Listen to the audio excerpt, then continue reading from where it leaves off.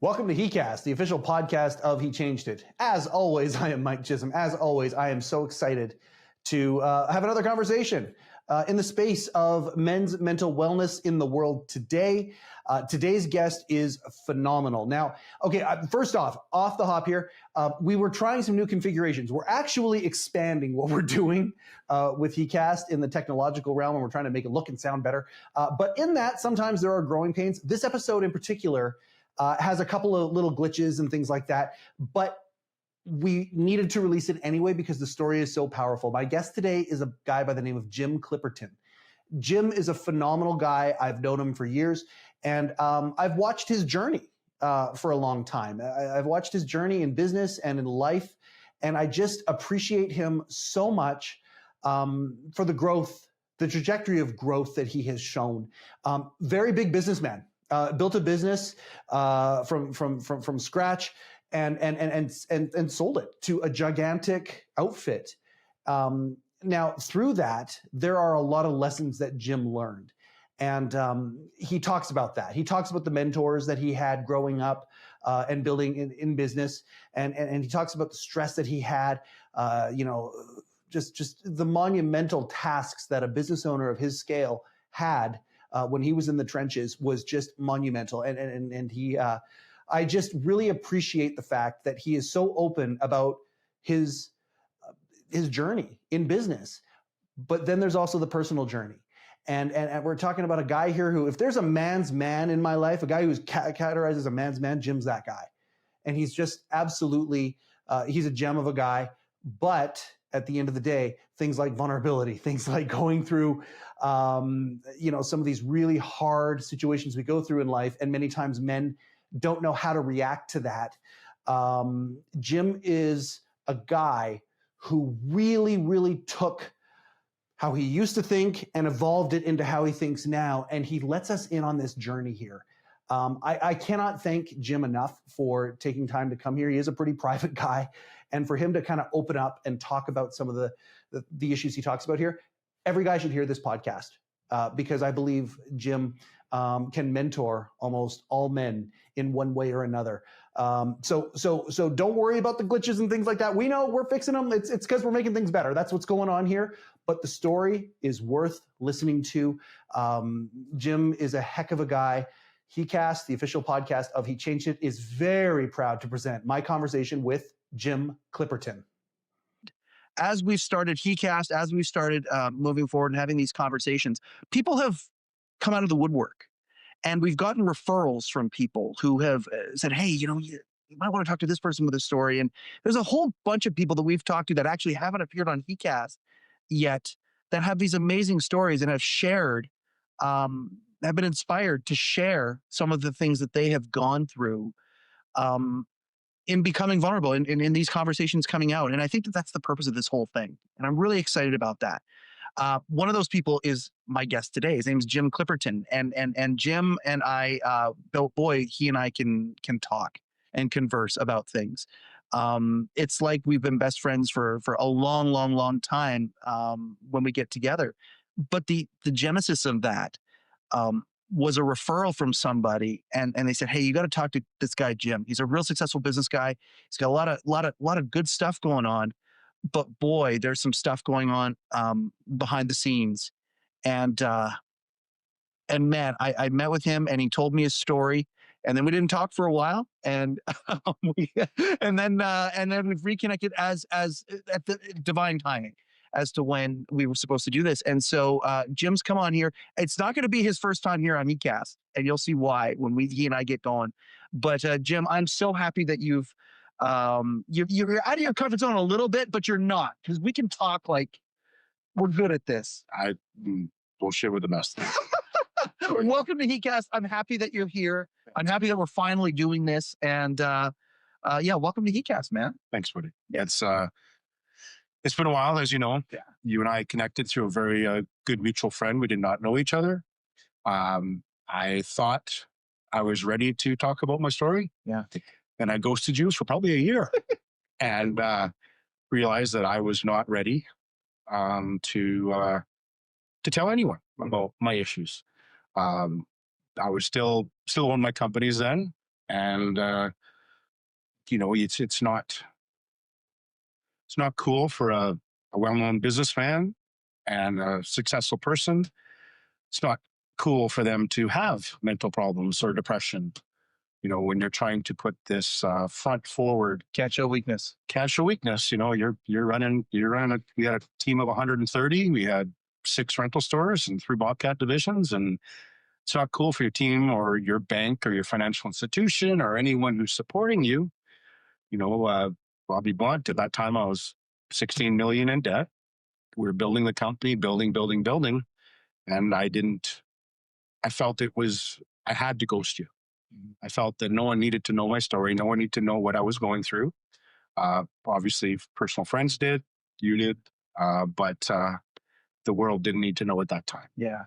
Well, and I mean, we talk stigma, and I just love your story. Like, if there was a stereotype of a man, like it's you, grew up in a small town, hard work ethic, work hard, man up in the traditional way of manning up, hockey, work hard, build the trucks, build the vehicle, like you're that guy. My dad and my stepdad were both.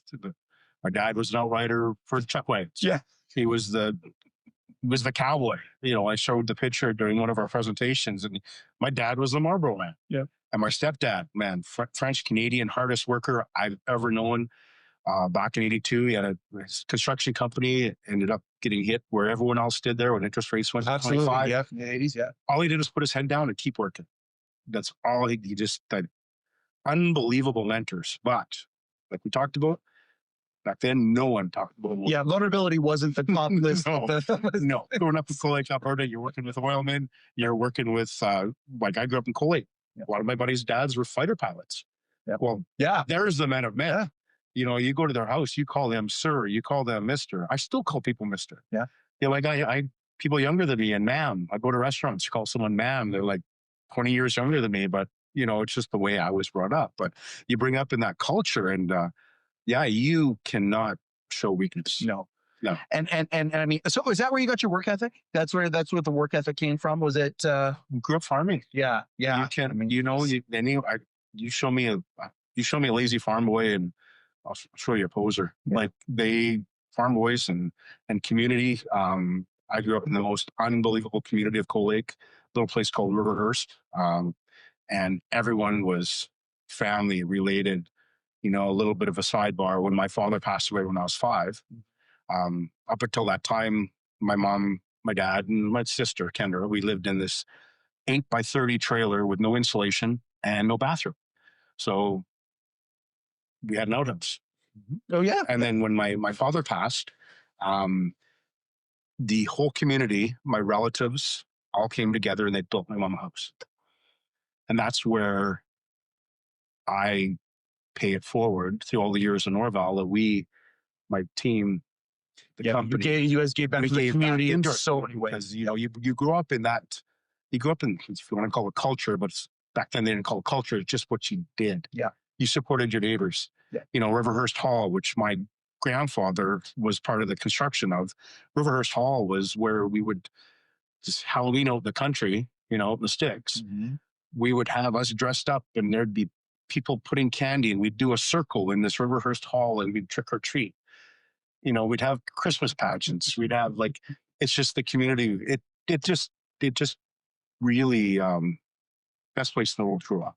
And I'm gonna fast forward, then we can rewind back to that, because you've gone on a lot of cool adventures. You've seen a lot of cool stuff in life. Life's been good to you in that regard. And yet, what are we talking about right now? And I'm feeling your heart opening up right now, talking about those simple times. Yeah. There was no excess, wasn't even a thing, because everything was just harmony, and it was just the community and the idea of community, which is exactly what we're trying to capture that spirit with he. Well, mental health is a community. It's a huge community. bigger than anyone can imagine. It took a journey to go from where you were there and how you grew up and the things that you were just talking about to making that sentence, that statement that you just made. Mhm. That talking about mental health being a community.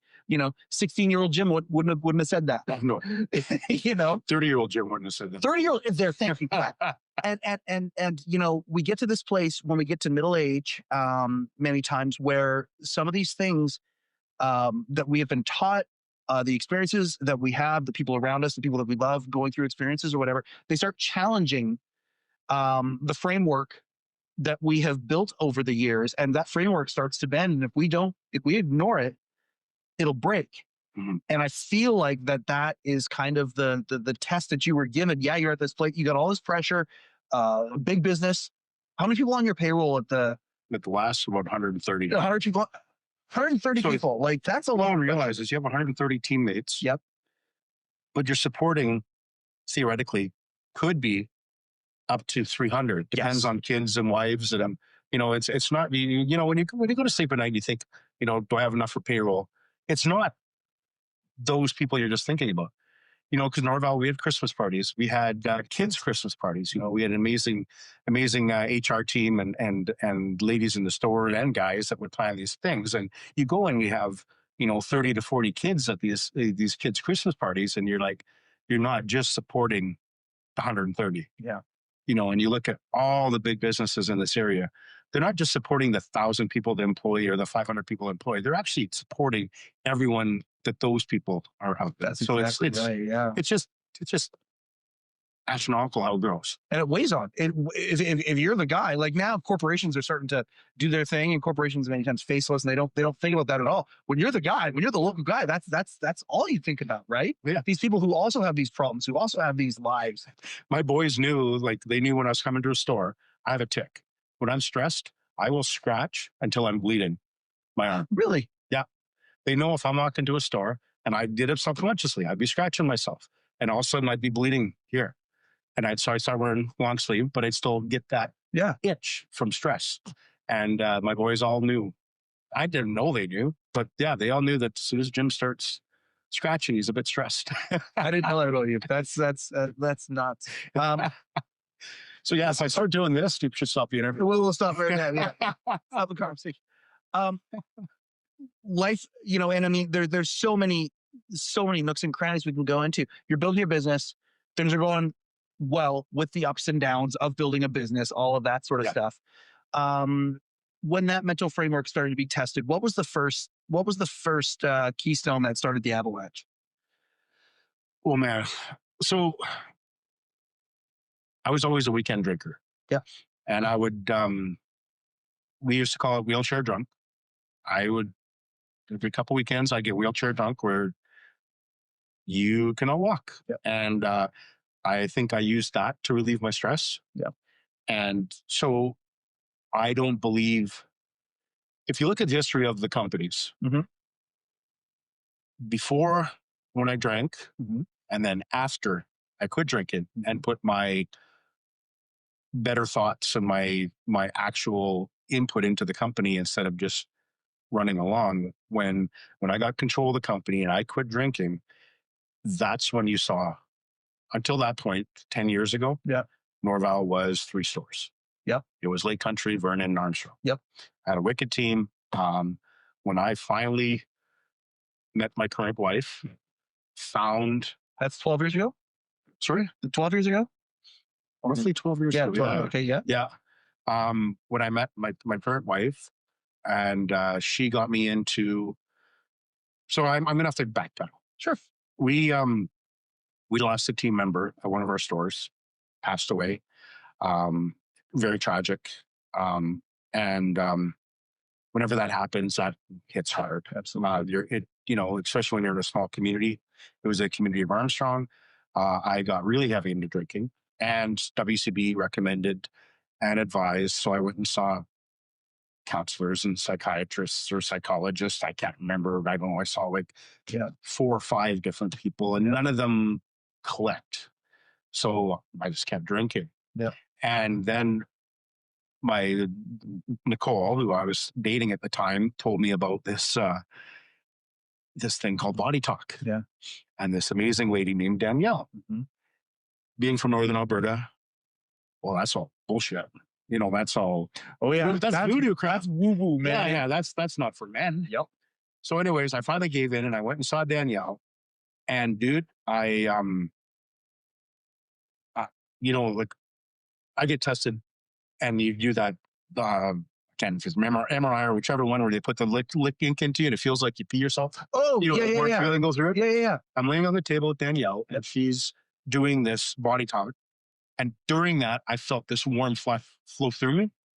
I walked out of my appointment. I got in my truck. I cried, and I slept in her driveway.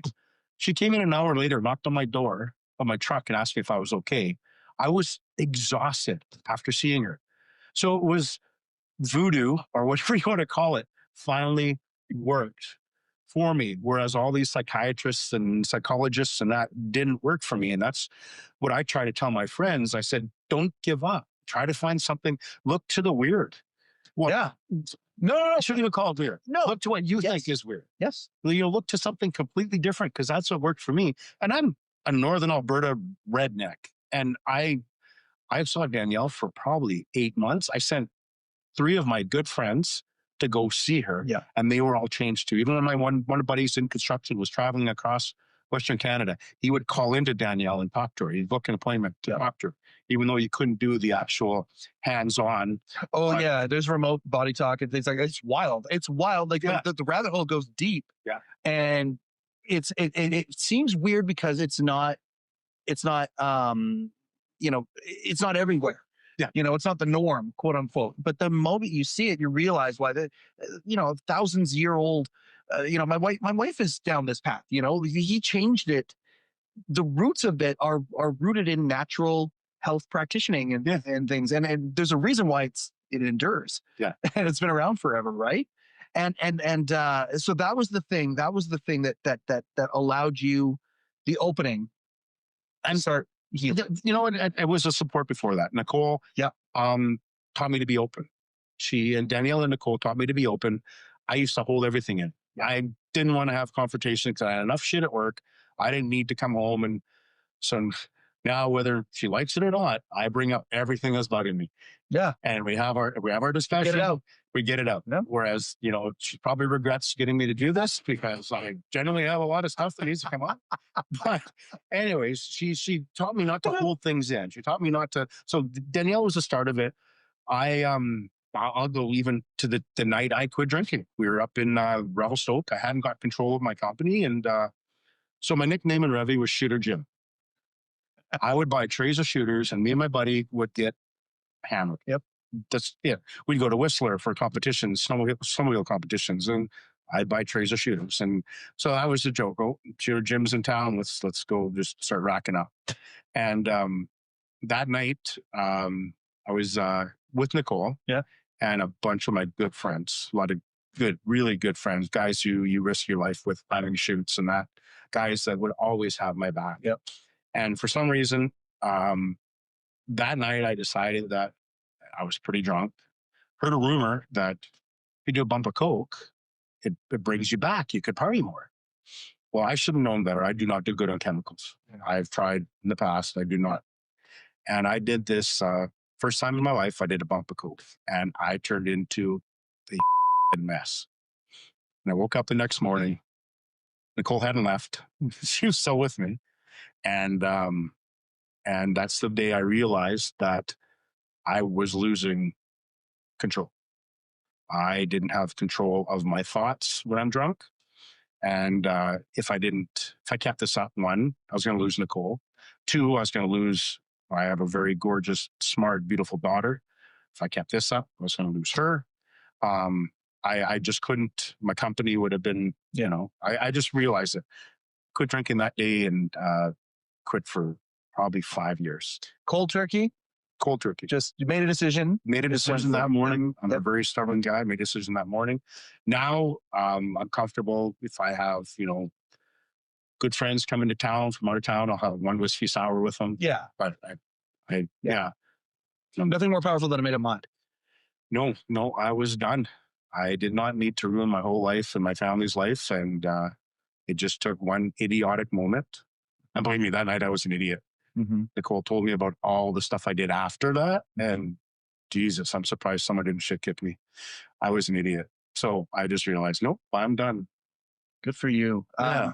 Well, it's funny, you know, I want to rewind just a little bit. You're talking to psychiatrists, you're talking to counselors, you're talking to doctors about this stuff, but nothing's clicking, like you say. And that's what it comes down to. We have to make the decision for ourselves that we want to change, but we don't know what the catalyst is going to be for that. But when it happens, if we can see it and we can grab it, that change is there. Anybody can make that change. For me, I found it too clinical. I found it too cold. I'm a very warm-hearted person. I have a lot of empathy for other people, and I just found going into there and listening to them, your mind's wondering if they're thinking about their last round of golf. Yeah, you're wondering, thinking about what they have to do in an hour. And that's not everyone. No, but at my mindset at that time, and maybe I could go back and see them now, and I'd be completely open. Yeah, but at that time, they did not work for me. Danielle with this other thing, worked. Yeah, body talk, touch health, all that kind of stuff. Yeah. That is a very personal. It's It's customized. It's completely customized because your body is saying what it is going through and what it needs, right? And so that got through to you. Okay, so that was the first step. Yeah. So you stop drinking and things start to improve in all areas of your life at that point? I also moved. Yeah. I moved out of Armstrong. Yeah. So which I graduated in Armstrong, and I moved out of Armstrong 10 years ago. Yeah. So small ag town in British Columbia. Yeah. Yeah. Yeah. Amazing town. Absolutely. Dairy farmers, chicken farmers. They're the longest running fair, I believe. Interior provincial exhibition. Yeah. Took the boys this year. Realized how much some odd years. Not like walking around the fair after 35 years or whatever of it. But and this is not a knock on anything. I had to move out of Armstrong to find the mentorship to allow me to take my company to the next level. Yeah. No matter what, and they don't mean it, small communities everywhere have it must be nice attitude. And my accountant warned me 25 years ago, Jim, whatever you do, don't spend any money in this town because they'll hold it against you. And I have friends that still live there, and every year they buy the exact same, or every 2 years they buy the exact same white truck, same model, same everything. So everyone thinks they just have the same truck. And notice it must be nice. That is very interesting. I had to move out of that. I had to move out of that mindset and find an area like Kelowna. I moved down to Kelowna, actually down at West Avenue Lofts, down in Lower Mission. And I had to find if Kelowna, there's more businessmen here. Don't get me wrong, Armstrong businessmen want you to succeed too. Of course. It's the other people. But Kelowna, there's a large variety that celebrate your wins. Yeah. And I found such good mentorship here with the banks, CIBC, BDC. There's back then there was an association called CITIC, which is the South Interior something. Yeah, they help with funding for move to the next level. Yeah. I found all of this mentorship, support, people who believed in me. Like you wouldn't believe the story about the banks, how they supported me. I met my commercial banker in the gym at the Grand. Yeah. We were training and he was getting ready for his son's wedding. I'm just, because I use training for mental. Yeah. It's one of my, I was going to say physical exercise is probably one of the things that allowed you to, and it probably was one of the ways that you were using as an outlet and didn't even know it through the years until you actually came face to face with stuff. Yeah. I trained with Barry and after a couple of weeks, just like, oh, what are you doing? He's like, oh, I'm head of commercial banking for CIBC for the area. And he's like, what are you? I said, I have this whole company. And he said, well, you ever need help? Come on in and see me.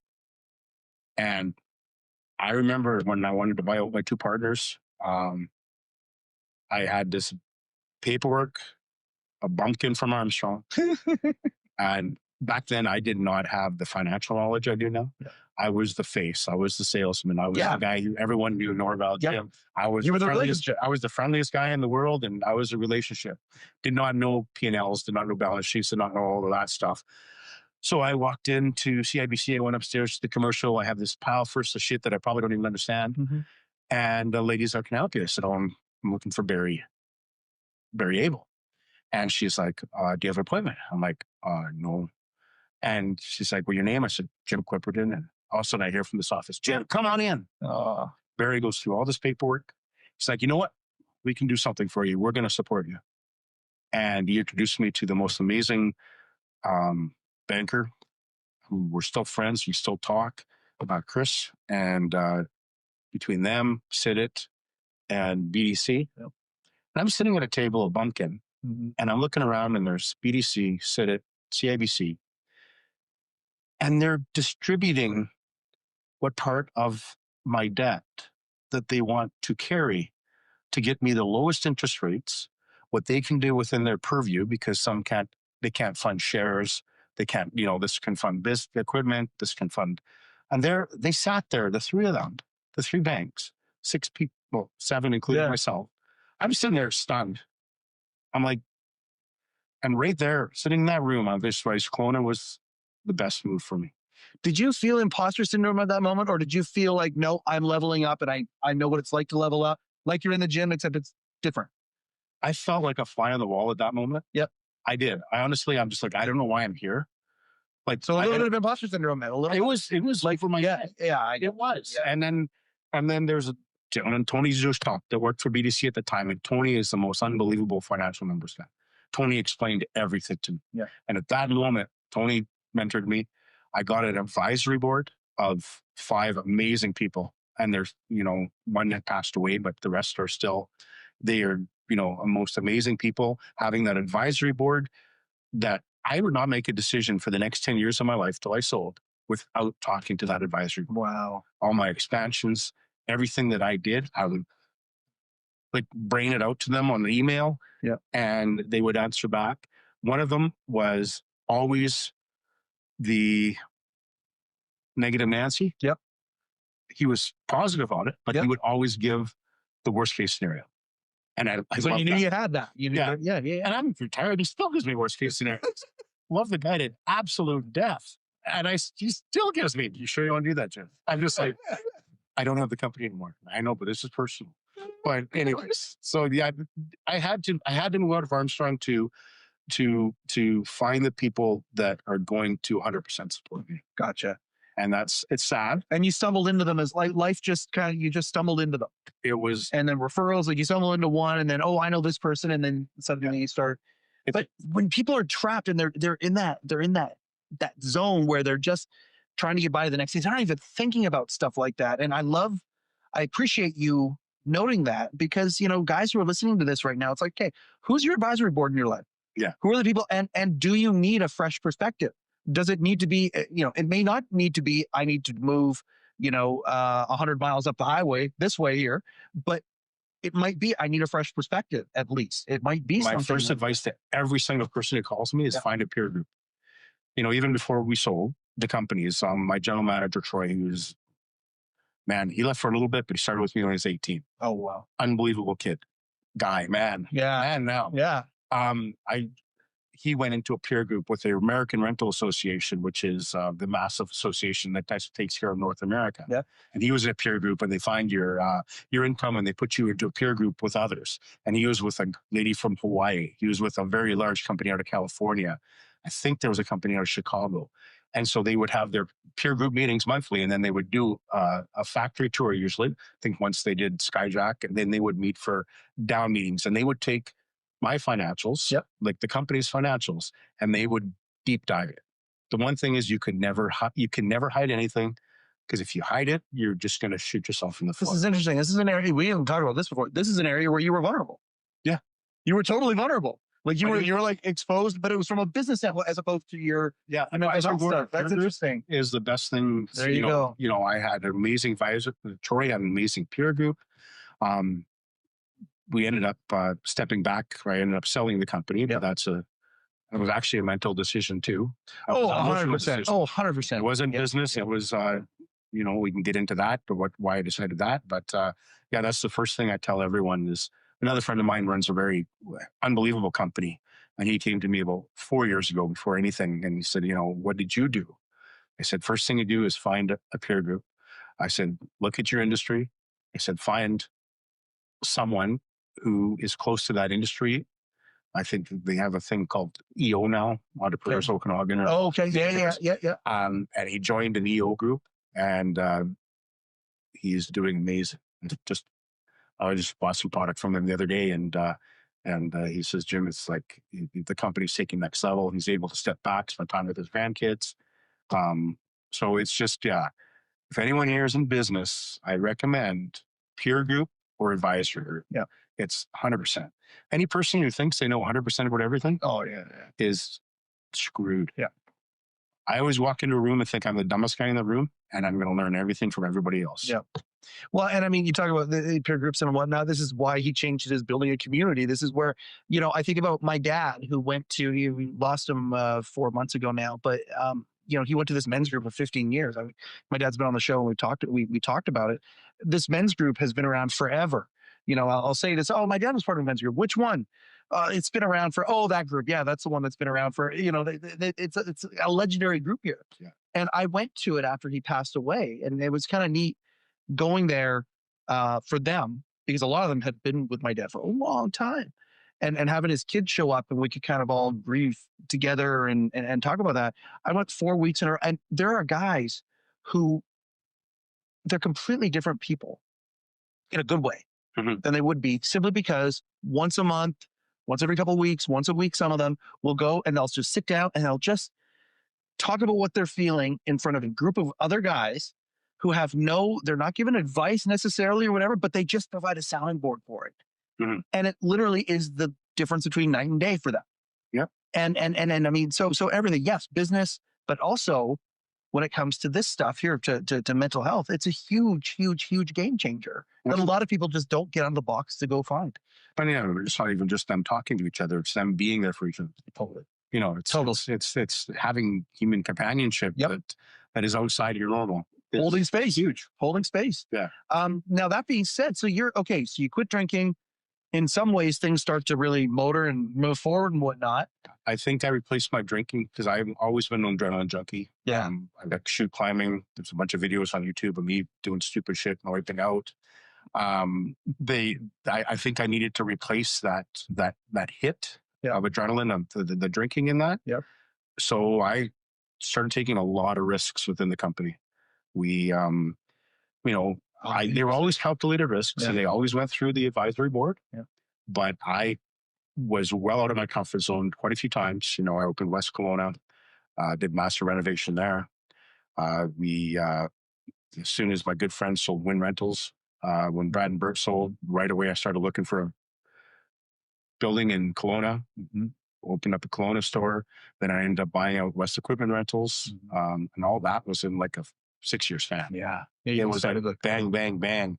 And it worked out because, one, we had so many long-term employees that they had topped out. But by doing this expansion, it allowed me to move them into the next stage by, a guy who would be assistant manager had an opportunity to go be a manager in another store.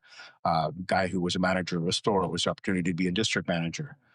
Troy was pulled out of a store, became the general manager. My, head mechanics, Jordan's been with me forever. He ended up, being the head mechanic and traveling between the stores and mentoring young guys and helping out. Anyways, it worked on that level because I didn't have the employee problem on the top end, to the point where we almost got a little too hop heavy, because I love these guys so much. Yeah. But the staffing worked out. I was jacked. Yep. I'm a build guy. Yep. I'm a trailblazer. I'm not a day-to-day guy. Yep. I took the test and I am not good. I'm the guy who would start something. I'll finish the store to 92%. Had all the equipment in there. Boys, see you later. And I'm out. Yep. Here's your store, all renovated. I did all the renovations. I bought all the equipment. Here you go. you guys sorted. I'm out. I'm going the next. Did you learn that about yourself after you quit drinking? Did you figure that out, or did you always know that was who you were? I think it came more to a head after I quit drinking. Yeah. I think drinking definitely inhibited. Can't wake up Monday morning hungover and not feel like. Sure. But the other perspectives in your life, because you leveled up the people around you as well, right? So did someone identify, oh yeah, no, you're good. You're this, but you got to stay in your lane that way. And you need to, fill the other lanes with other types of, is that something you just learned along the way, or was that something that, I think I've always been, obviously, I've been snowmobiling for years. I've been doing stupid stuff for years. I think I was always a risk taker. Okay. It was just having the support and the mentorship to make bigger calculated risks. I gotcha. Okay. So to be able to go to the bank and say, I need $6 million, and the banks and present the business plan. And, I had an unbelievable controller at that time. Okay. So yeah. John was, when we talk about the emotional reasons why I sold, John was one of the reasons I sold.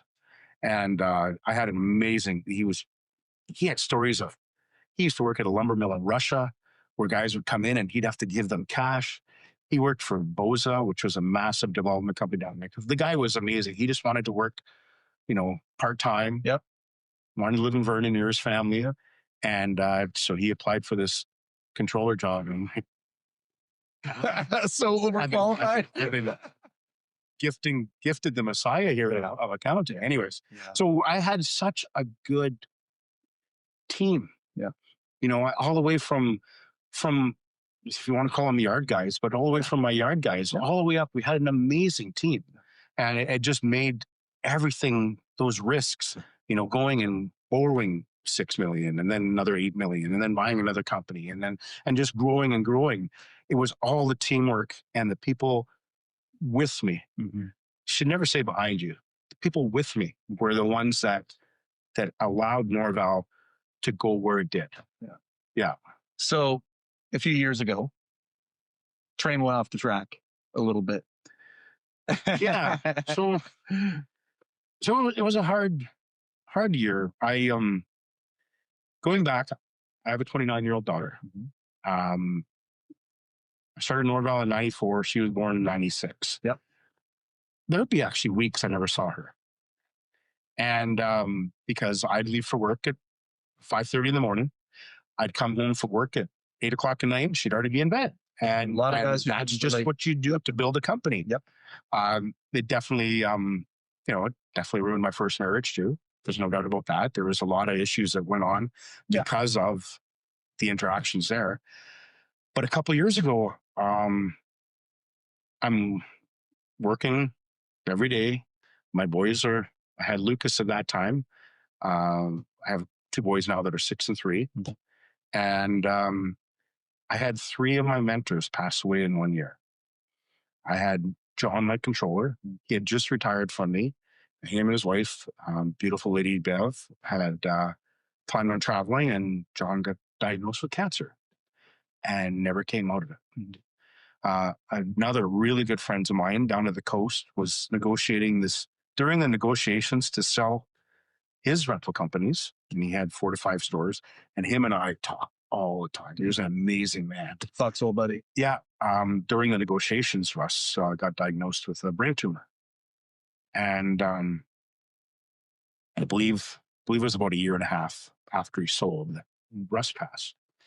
And then when my wife's uncle, she was just sweetheart of the guy. Like him and I just, first time we even met, just hit it off. He decided to quit farming, and he ran a large operation out in Lloydminster.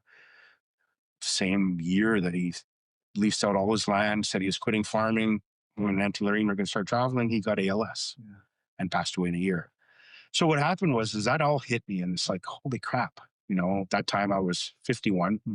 I'm like, these gentlemen were all 65 and younger. I'm like, I only, in your mind, I only got 15 years. Yeah. I gotta think about something. Yep. So at that time I had, 5 different people that kept approaching me trying to buy Norval. And I kept on telling them all the F off.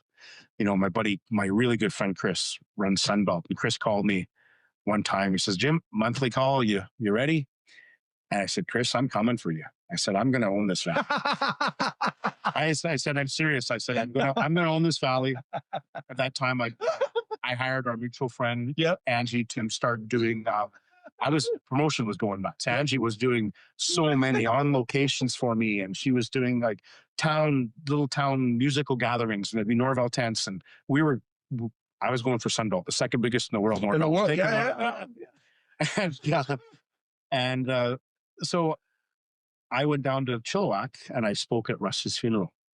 And I'm sitting up there and I'm talking about, in front of 200-300 people, talking about how, when the stories with Russ were just hilarious. Like Russ was a numbers man. He knew right down to 0.05% of his ratios on labor, on everything. Mm-hmm. And I would go down and visit Russ, and Russ would bring up, and he'd have all his numbers and percentages. Like, how are you doing, Jim? I said, well, there's money in my bank account. No, what's your percentages here? No clue. Yeah. No, I just keep working. Money goes in the account. We just keep growing. Yeah. And so Russ taught me about this stuff. And so I'm speaking about these funny. Can you learn about that stuff if you're that guy? Because I'm kind of that personality. I'm the same thing. I can talk about the big picture and stuff. The moment we start getting into detail, can you learn that stuff? And where I learned up to the point where as soon as you started getting into taxes, and my accountant stuff, I have to zone out. Okay. I have. And you pass the baton to somebody else to handle. That was my controller and my accountant. Okay. My accountant team in Slate. Okay. Anyways, I could get up to, I was, P&Ls, all that stuff, labor ratios. You learned it all. Yeah. John wrote all the numbers and we'd know exactly where we had to be in order to get this profit, to pay this debt. Okay. But anyway, so Russ. So I spoke at Russ's funeral, and one of the companies I was interested in and had been bugging me was their, representative. They were there because that's who they bought Russ. And as I walked down from speaking at Russ, I looked at Rob and I said, I'm done. Tell your team to call me. And Rob's like, what? I said, tell your team to call me. Walked outside. This is a stupid part of the story. Got in my car. I have a very, very fast car, and a Mustang. So it's not a Lamborghini or Ferrari. It's a Roush Mustang. But I made it from Chilliwack to Kelowna in just under 3 hours. Oh, man. And during the drive, I called Nicole and I said, I'm selling.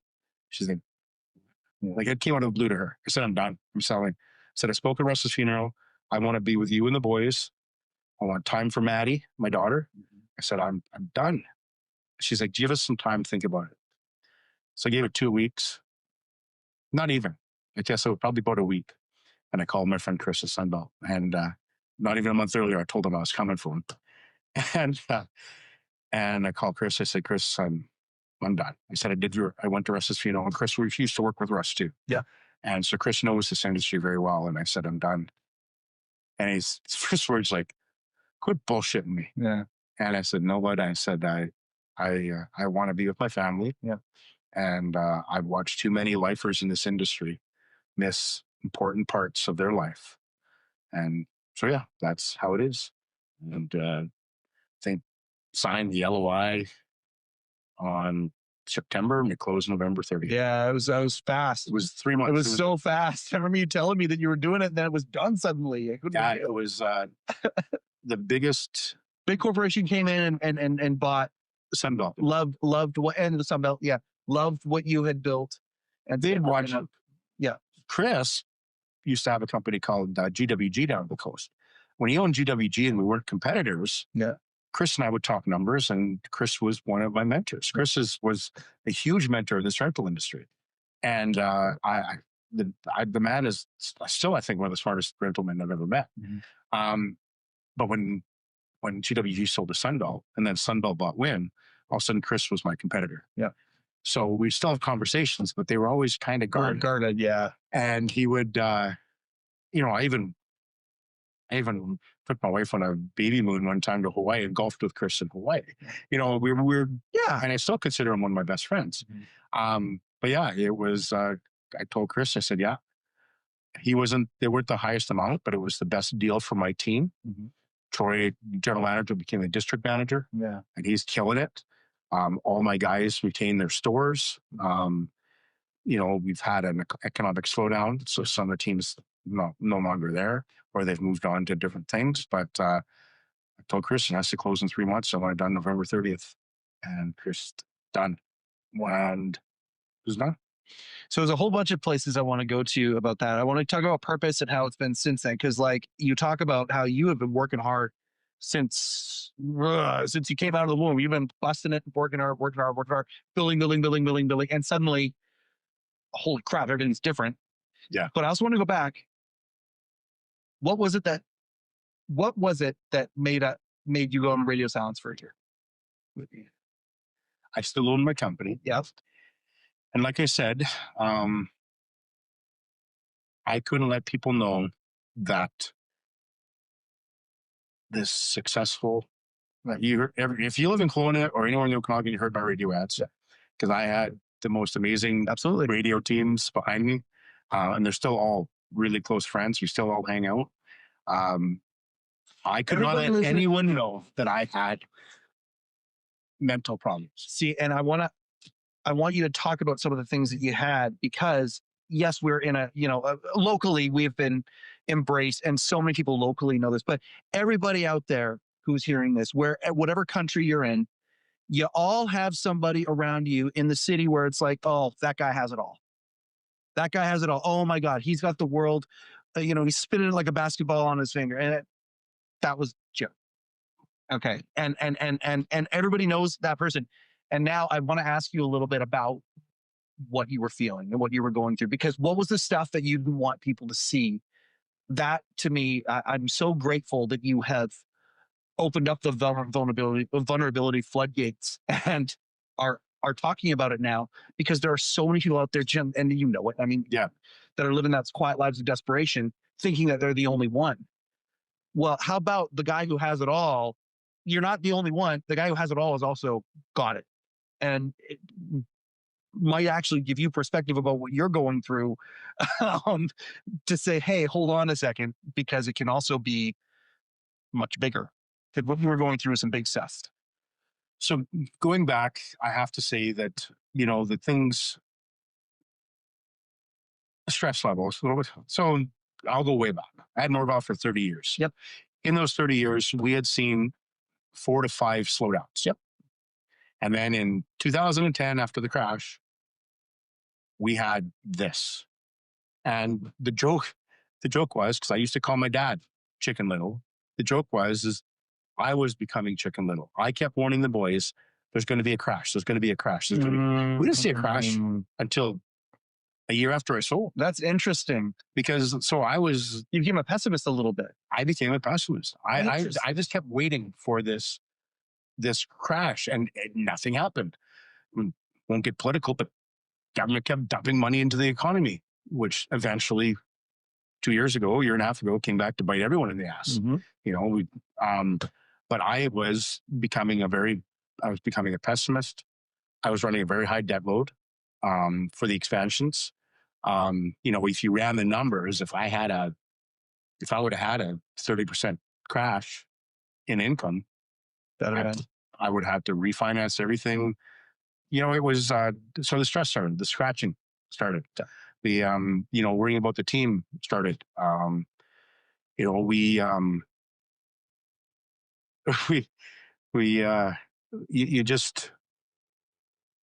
don't become, some people can become comfortable with debt. And I did not. I became comfortable with a certain amount of debt. Yeah. And I was definitely above my comfort level. And so I just started feeling heaviness. I started feeling, I was up to 280 pounds. I was powerlifting because I needed that adrenaline rush. I'll admit, it's still my addiction. Yeah. I cannot take a day off. Yeah. I wake up every morning, 5 o'clock in the morning, and I go to my gym. And I'm, every single trainer out there, take 2 days off, take a week off. I cannot.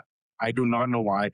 I have to go down and I have to touch a weight. Yeah. I'll even go do, like this morning, I did biking. I just had to do something. So I found that my addiction to the gym was getting higher and higher and higher. And I'll give you a tiny backstory on that. Speaking of one of my best friends in the world, and anyone who knows me, I'm not going to mention names. He had rehab twice. First time we went to rehab, he came out of rehab jacked. They had a wicked gym there. Yep. He came out and my God, he could have went into a competition. Yeah. Unbelievably jacked. And then he started traveling. This is the same gentleman I introduced to Danielle. And then he started traveling across Western Canada doing construction. And there wasn't the gym. And he last, whatever you want to say. Yep. He fell off. Yep. And the second time he went in, they wouldn't let him train because training was the replacement for the dopamine, which was replacement for the alcohol and the drugs. Right. So, I'm personally, I'm a little scared that if I don't train, I'm not going to get that hit in the morning. And I don't know if I'm strong enough not to fall off. I believe I am, but still it's here. I have to be in that gym in the morning. Even if I just ride the bike, I just have to do that physical activity. Plus I'm up at 5, and if I stuck around my wife would film me. I wake up the kids and wake up her. So it's just better I just leave. But, it's just, so the training to get as strong as I could. Yep. And I hit the 0.1% of the world population. My combined was 1,300. I was going to say. I could bench 350. Attaboy. Yeah. That's definitely dropped off now. Sure. But at that point, that's what I was using to fill. Yeah. And it's the problem with slightly addictive personalities or addictive personalities. If you're replacing something with if you're trying to replace the alcohol, the drugs, and marijuana, whatever, I don't care. It's all in the same package. Yeah. Not one's worse than the other. Alcohol is just as bad as everything else. Sure. If you're trying to replace that and you don't have it, it can be worrisome for people. You fall into, you don't train, and all of a sudden you look and you're 25 pounds overweight, and then you start feeling shitty about yourself. And you know what? I just need to have a beer. Mm-hmm. Yeah. And it's hard. Yes. So anyways, and none of it's public. Like you're not talking about it, getting it out. No. So you're just allowing yourself to keep going down the path, and you don't create an interrupt, because getting it out is that's also, yes, you get it out of you, but it's also an interrupt. Yeah. If you're talking and bouncing it off people, like going back to why I ghosted you. Yeah. We'll say, I say ghost, which is harsher than radio sound. I know that. Because I'm being harsher on myself. Once, it was a two-part that we really reconnected. One of a good friend. We side by sided together. Our wives are really good friends. Kids are like 4 months apart. I had no clue. And one day he committed suicide. I had talked to him the day before about going side by siding. Another good friend had got golfing with him. And none of us had any clue. But you think back, like, I was the best actor in the world. I could have, if anyone knew I was suffering from depression, they would have given me an Emmy or an Oscar because no one had a clue. Yeah. I was the happiest guy in the world. Yep. I was, like you said, oh God, he's got everything. Yep. But you people, that's the problem with people who suffer from depression, mild or severe or whatever. We learn to hide it. You learn to put it down there. You don't need it in your mind. You just put it to the side. And none of us knew he wasn't doing well. And so after he passed, I went on Facebook and I did this thing called the same day, different hoodie. Oh, different days. No. Same day, same place, different hoodie. Yeah. Shit, I don't even remember the sign my daughter made me for my gym. Yeah, in the gym at home. Yeah, same place, different hoodie. And what it was is my home gym. And I just told people about the story about the psychiatrist and the psychologist and how I finally found a person to help me. Mm-hmm. How I told them not to give up. How, find the one, even if it takes you 10 sessions with 10 different people, reach out to people. Like I was just talking to a good buddy this morning. I said, you know what, man, if you haven't talked to someone in 2 years, call them today. Just say hi. Yep. Just no outcome. No outcome. Just say hi. The one problem, and you and I had this discussion, and this is the harsh reality. And I told him this morning. I want to share my story, but I'm not a counselor. I'm not a psychiatrist. Yeah. I'm not even a body talk person. So when someone reaches out and they want to have coffee or they want to have lunch and they want to talk, I have enough issues. And the moment you did that, the moment you put that on Facebook and people realize that they aren't alone, oh my God, if Jim is facing it, and you were inundated with that. Our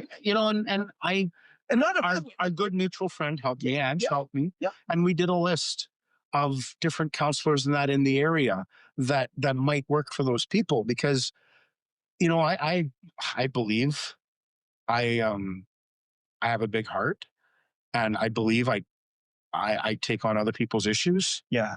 And I don't have the capacity to. And that's what you and I talked about is it's very, very mean, because people want to talk to someone who experiences it, but I'm not the answer. Yeah. And it's not mean to set up a boundary to say, hey, look, I've only got so much RAM. And all it's spinning right now. I will tell my story. I will tell you what I'm thinking. I will tell you exactly what I did for me. Yeah. And if you read it, I think I was quite clear on the paths and what everyone needs to do. And that's the hard thing is I will always say hi to my friends. I'll reach out to my friends. I do know a lot of people, so it's hard, but it's, like you and I discussed, it's really hard to go for those lunches, and, I will listen, but I don't have the answer. Yeah. That's just, everyone's different. For sure. And especially when you're not accustomed to it. So you pour yourself out. Do you remember when you wrote it? Like, do you remember typing it? Like, was it on your phone? Was it on a computer? Like, do you remember? Because it was very vulnerable, like you hold it. In my gym, I just finished chest. Yeah. I still had my hoodie on. I was warmed up. I was sweating.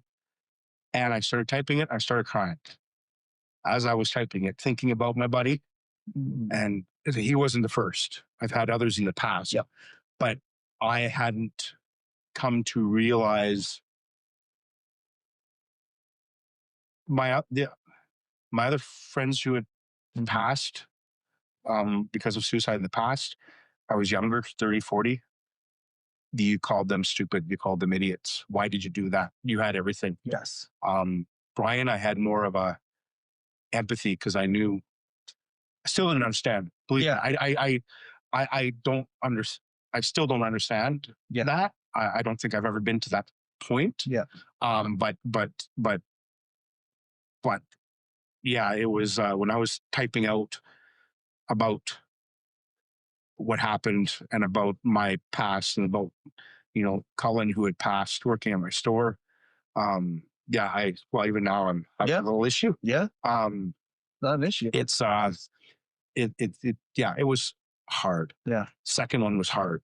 Everyone is hard, because you're bearing your soul to, 3,500 Facebook friends, whoever the feed shows up on, and you're opening yourself up to these people, and they all know you. Yes. Like, they know you in association with snowmobiling or with through business or through friendships or through relatives, and they all know who I am. That's right. Whereas I don't know if I could do what you do and open up to a North America, although I'm doing it right now. but yeah, it's. But that's the thing. You can have a conversation about it because you want to build into people and all that, but you can't take on that responsibility. And I loved when we talked about that at the winery that day. Yeah. The event there. Like, it was like, I love you talking about that and basically saying, no, these are my limitations, but hey, this is what I went through. And this is what I found to be helpful to move me forward.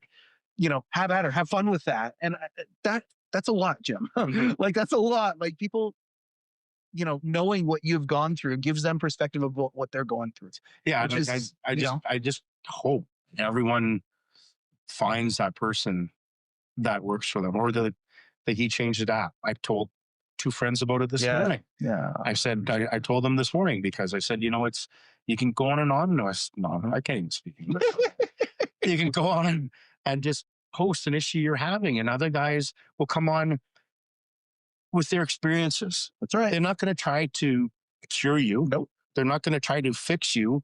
They're going to come on with their experiences, and they're going to show, what you know, not necessarily the cure, but you know, there's other people out there. Yeah. It's knowing other people that are out there. Yes. That is the biggest thing. You're not alone. Yeah. You're and that's not the alone. hardest thing to realize, because you think if you don't talk to anyone and you hide it, you're the only one experiencing this. That's right. And then, you know, as you see more sports personalities and friends and, you know, people take that road, it really opens your eyes that, holy crap, it's, you know, and it's, it's middle-aged men. Yeah, that's right. That's, you know, we were brought up in that era that we have to support, we have to be the provider, we have to be all of these things, we have to be the man. And that's a shit ton of stress. Yep. It's a load on your shoulders, and being able to find other people, whether you post your name or not, finding other people that experience that, knowing that you have, like your dad's men's group, knowing you have that, it's the you are not alone is a game changer. Yeah. Just you are not alone, and like knowing it, like not just hearing it and okay. No, like really realizing, oh, I'm not alone. I'm not the only one going through this. And there are people who have been in this hole and they have found the tunnel out, and I'm not alone. And in fact, there's a whole bunch of people. Yeah. And yeah, there's nothing new under the sun. That is a powerful, right there. That is a powerful, powerful truth. Yeah. That people need to hear. And I appreciate so much how much of an advocate you are for that. And you've helped a lot of people already. And I just appreciate your heart for doing that as well. We just went to a presentation from the Vernon Canadian Mental Health Association, and they're doing a new fundraiser for the Foundry. Yeah. Yeah. And the Foundry is for it's actually a specified age group from 12 to 24, which I think is amazing, because the 12 to 24, well, more or less the 16 to 24, the forgotten. You know, that's the ones that, you know, they're real 18, you're out of your parents. Some of them are kicked out of their parents. There's no support there. And so I have another meeting with them on Thursday with Vicky and Richard about, you know, personally donating and funding some of the Foundry, because we still give back to our communities. Yeah. That's not going to change. Anymore. Wasn't for once you start, you don't. And these communities gave me what I do have today. So it's you know, just it was amazing how many people were at that Canadian mental health meeting. It was standing room only, and there was a lot of people there, and running into a lot of friends, and it was a very good present. I forgot to wear my hearing aids, so my wife had to explain everything to me. I had to look at that's why she gets mad. And I had to go look at the cheat sheets at the back of the hall. But yeah, my daughter's very, I think, I'd like to say I'm part of it, but she's huge into nonprofits. Oh, but she lived down in Penticton. She volunteered in the nonprofits down there. She's joined, can't remember which women's house it is in Vernon, but she's volunteering there to help the Christmas hampers. And so she's going to the meeting with me, because I'd like to say she got it from me, but we'll see. Well, no, okay. So, and I want to finish off by asking. I told you it was going to go fast. You and I can do that.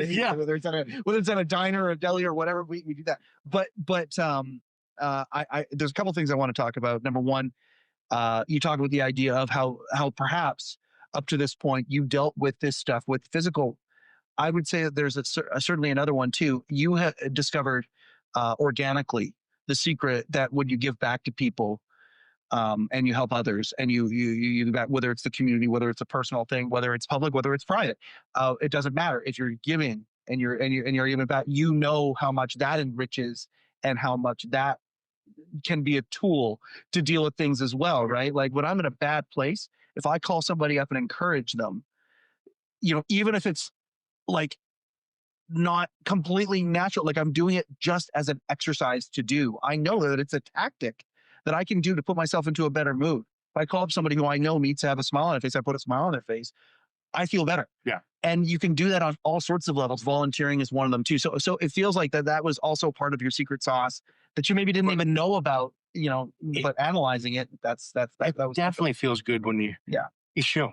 And it's an ego thing, 100%. It's an ego thing when you go out in the community and people recognize you because you donated to this, or you sponsored this, or you sponsored their hockey team.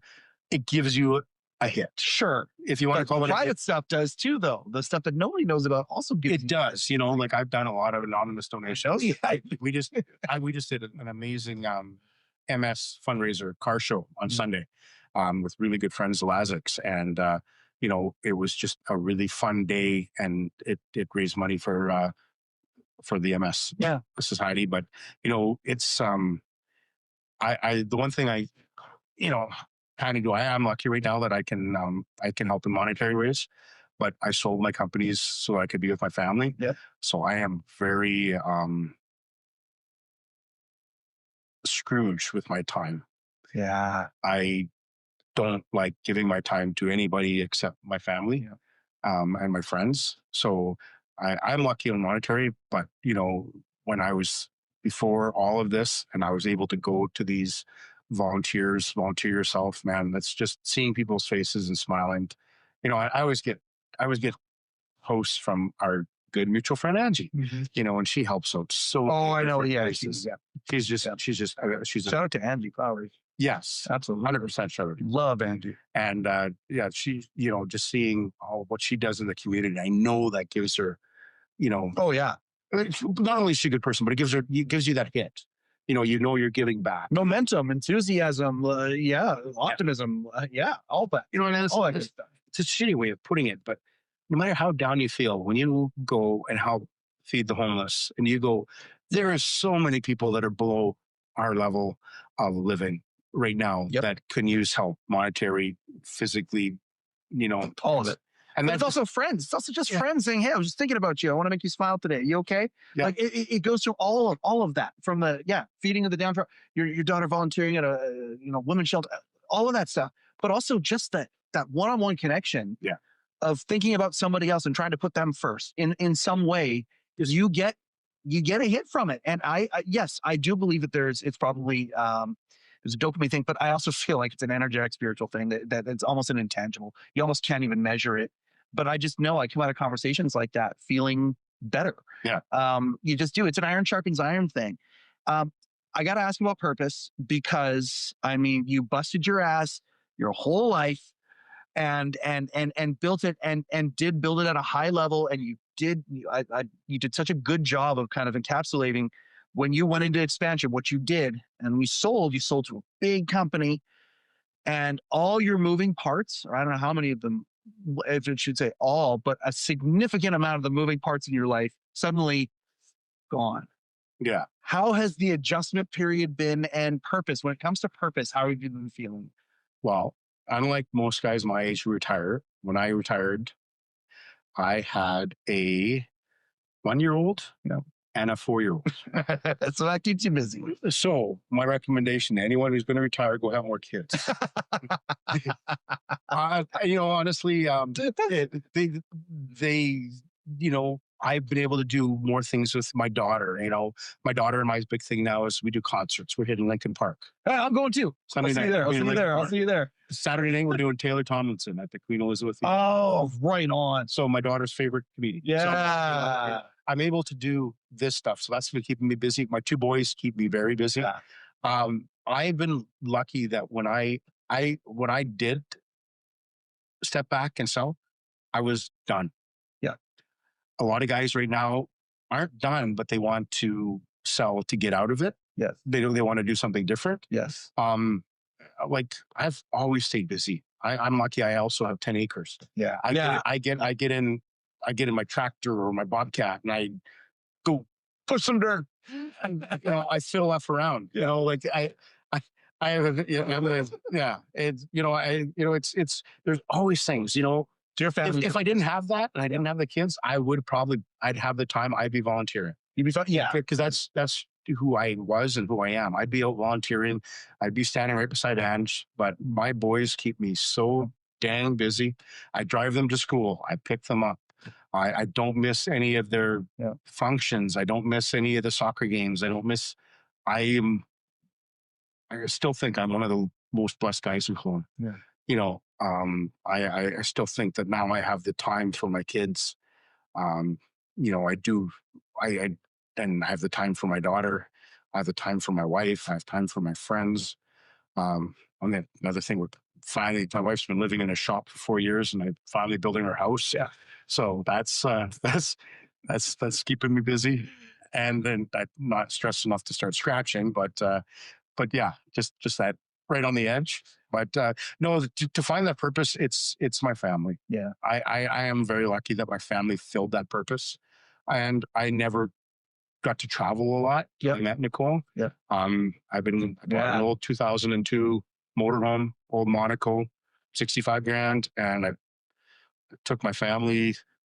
Brody was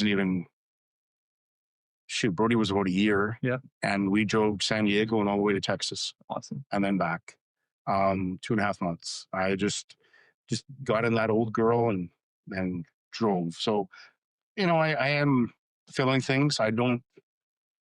Well, you're present. See, that's the thing. There are guys who, you know, if it so happens they're listening to this right now, you know, there are guys that are trapped in their device sometimes, and there's that television because life is so whatever that they just have to kind of do this. And it's, if you could pop your head up for a second and get really present for a second and say, well, what if I had a 45-minute conversation with my kid? What if I had if I took my wife for a milkshake? Like, it doesn't have to be driving all across the country. It can just be present and knowing that these are the important things in my life. And I'm actually going to take some time, even if it feels like it's a chore at first, it won't by the end of it.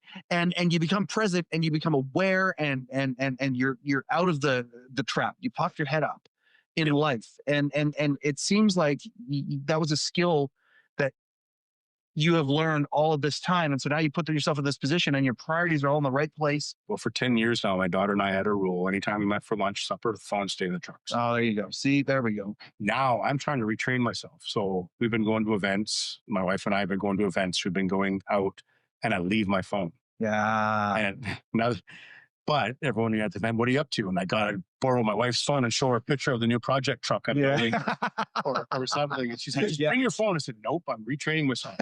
So I need an old wallet. Yeah. I need to do actual pictures. Photos. Yeah. And then I need to pull out and be like this long of pictures of my 679 piece of crap that I'm rebuilding. You know, this is my baby right now, and this is what I hope her to be. And you know, anyways, but yeah, I'm actually still trying to retrain myself not to have that phone. Yeah. You know, but it's become everyone's means of communication. Oh, it's so convenient. And not going to lie, when you do a post and you get 400 likes. Oh, yeah. You know, someone out there still cares. Yeah. You know, it's so I am, you know, I am really trying to. But you're present, you're thinking about it. It's not autopilot. No. Like that's the thing. I think many times if we can break out of the autopilot, we can actually hold the controls a little bit and actually make these decisions. Like, it's a cognitive decision. Am I going to bring the phone to the Lincoln Park show? Yeah, because I want to hear Emily sing Numb and I want to get that on. I'm going to bring that to the show because of that. But I know, because I've made this decision, I'm not going to be scrolling the whole time while Lincoln Park sing it. Like, you know what I mean? Like being present, again, we go back to that. If you're aware and you make a decision for it, you know why you're doing it. And when it's the autopilot stuff that gets us in trouble. Was I lying? No, I wasn't. But we had to shoot a separate outro because of those glitches. I wasn't lying about that either. But Jim is just such a good guy. And you see where I'm coming from with him. And just some of the takeaways we get from this conversation are incredible. This is why we do the show. Like conversations like that is why we do the show. And it's so cool that instead of just me and Jim hanging out in a booth at a diner and going through this stuff together, we get to take the fruit of that conversation and give it to everybody else. If you haven't downloaded the He Changed It app yet, what are you doing? Go download the He Changed It app. Check it out. Check out the trajectory of what it is that we're doing. We want to change the world. We want to make the world a better place in the space of men's mental wellness. This has been another episode of heCast, the official podcast of He Changed It. My name is Mike Chisholm. Go change something.